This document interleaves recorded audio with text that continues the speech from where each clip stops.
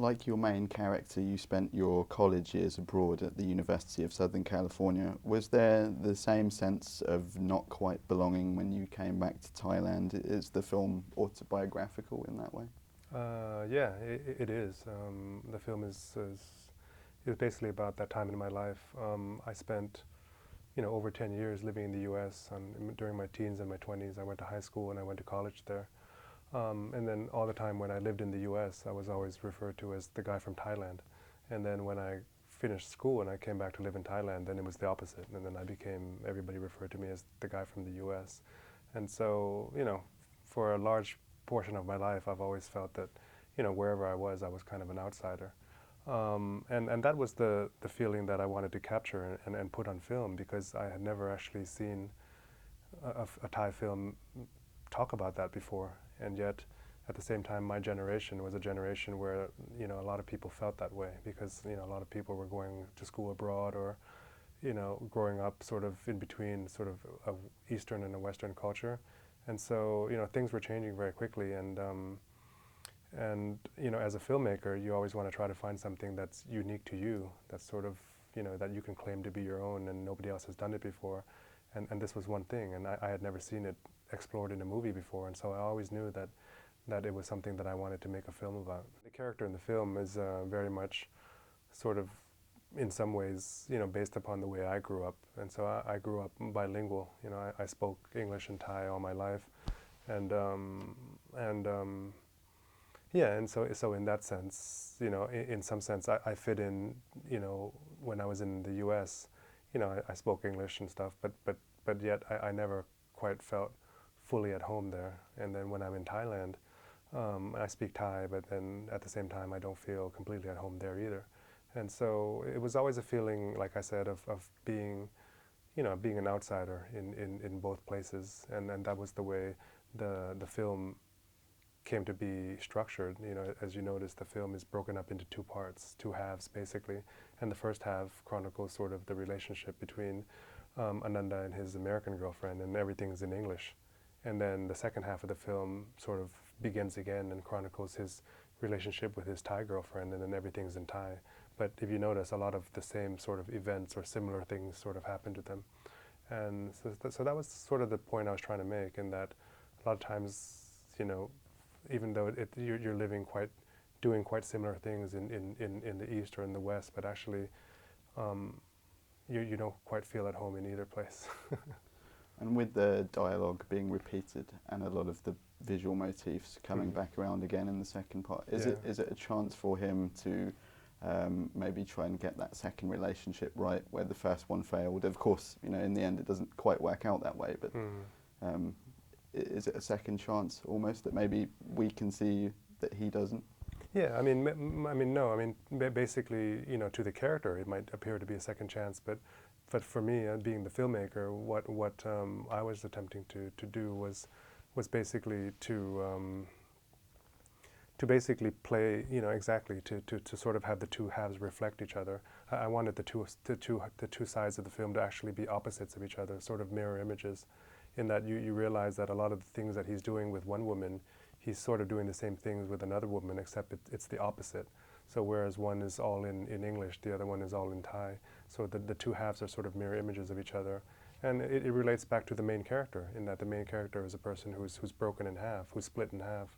Part of him is westernized and part of him is Eastern. And so that was basically the point of the film, in that the way the film is structured is sort of a reflection of the main character. And your previous film, Wonderful Town, was about a rural community that had been devastated by the tsunami. And in this film, that's there as well. It's more in the background this time, but it definitely affects the way the film looks and the way the characters behave. So would you say, as a nation, and perhaps more importantly for you yourself personally, that you're still processing that horrible disaster? No, is this a way to do that? No, I wouldn't say that. I mean, I think that in some way it's a very superficial connection, I would actually say. The reason why the Haiso has this sort of film within the film kind of thing going on in there is is only really because I was already thinking of the script for Haiso when I was shooting Wonderful Town. So I was immersed in that, in that process at that time. And so when I started writing the script for Haiso, which was around the same time, sort of it ended up that the main character became an actor in a film, that I had previously been shooting. But it's really a superficial connection, and actually, in hindsight, it might not have actually been the best idea even to relate those two in that way, because the two things are quite different. Yeah.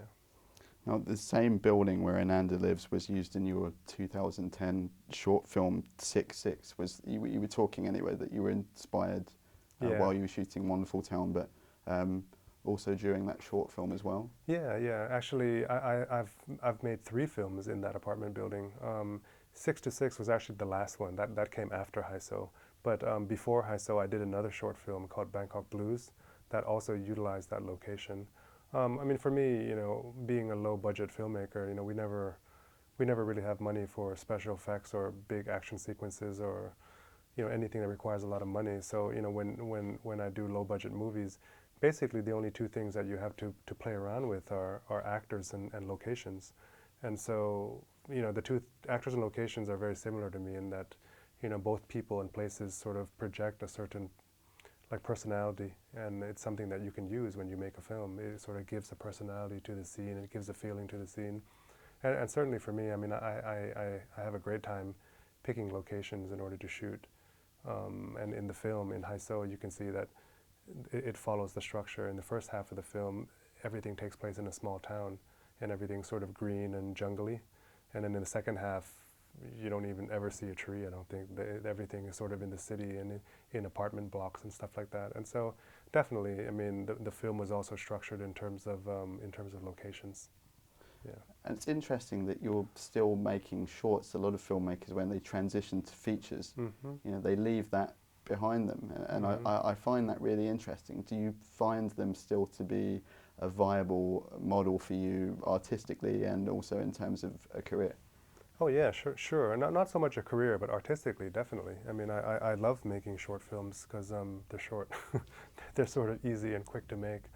But a lot of times I receive commissions. A lot of times, some organization or some TV channel or whatever will commission me to make a film, to make a short film.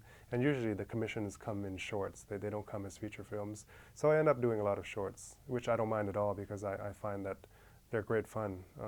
They don't have the pressure of making a feature film. They don't have sort of the pre-production necessary to make a feature film, which is very, very big and requires sort of like a whole army of people. With a short film, you can really, it's sort of like going back to school again, and you can really operate on that level, sort of making a film with your friends. And even this year, just several months ago, I made a film just with a couple of friends, maybe less than 10 people, and we shot a little short film, and it turned out really well. And I'm glad that I have that opportunity because you can always, you can never really, be perfect at the art form. You always need practice. You always want to try new things, and the short form is great in order to experiment with new stuff. Yeah. And as to the film's title, Haiso, like language in the film, the idea of high society is also very fluid. I found it interesting that the devastated coastline that's been hit by the tsunami, that's been completely restored, and yet the high-rise area of Bangkok, the richer area, he's living in a building that is still awaiting renovation. Yeah. I mean, Haiso, it comes from the word high society. It means the same thing as posh. In Korea, Gangnam Style actually means the same thing. It's basically, it means posh. But as it relates to the film, I think that basically that's, in Thailand anyway, that's the kind of life that would be considered Haiso. Having gone to school, abroad, growing up speaking English, living in sort of like a nicer part of town. It's sort of used to describe this kind of life, and it's also a word that means something to everybody, and so it's relatable to everybody. And in terms of the locations, I guess I just like broken down locations. Yeah, because you seem to have inverted the meaning of Haiso, if you get my meaning. As to the question where he's the rich kid, and yet the area he's living in is demolished. Right.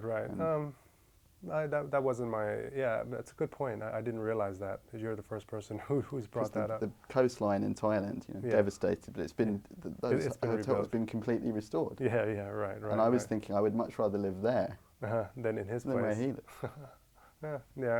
Yeah. It's a good point. Nobody's ever brought that up before.